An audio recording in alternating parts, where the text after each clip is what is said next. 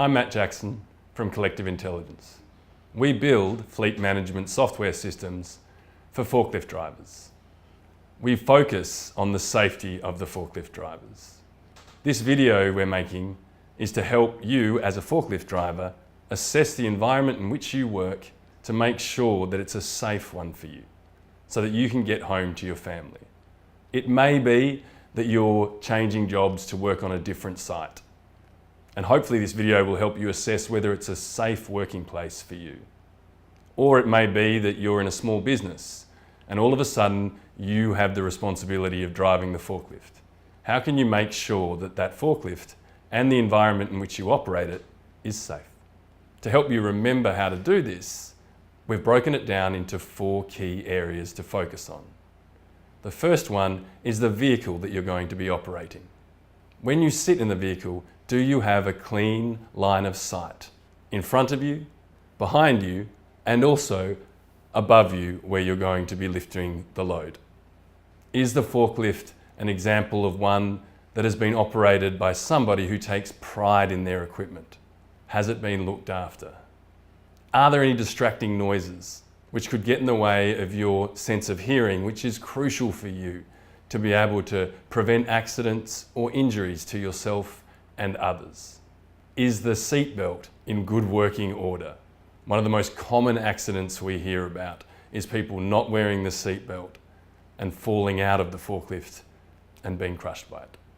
The second area of focus is the people you're going to be working with and the people who are going to be working with you. So there's a couple of ways that you can look to see if the other drivers are aware of each other. When you walk into the site, make eye contact with the drivers. Also, notice the way that they enter and exit from the aisles, and also the loading dock areas, which get very, very busy. How do the drivers approach that loading dock? Do they do it cautiously and carefully with an awareness of others, or do they do it seemingly in their own world? The third area to focus on is the environment in which you're going to be operating the forklift. Pedestrians and forklifts don't mix. They should never be in the same area. So is the area for forklifts clearly marked and separate from the area for pedestrians? And are those markings on the floor and the signage maintained? Is everyone in that environment very clear on who has right of way? The fourth area for you to focus on when going into a new workplace is whether safety is part of the culture, whether it's part of their processes, the way they do things, and the technology they employ to maintain that safety. One way is their reward systems. There are plenty of warehouses out there that reward pick rate, and that can lead to a whatever it takes culture. And that has a negative impact on your safety and the safety of other drivers around you.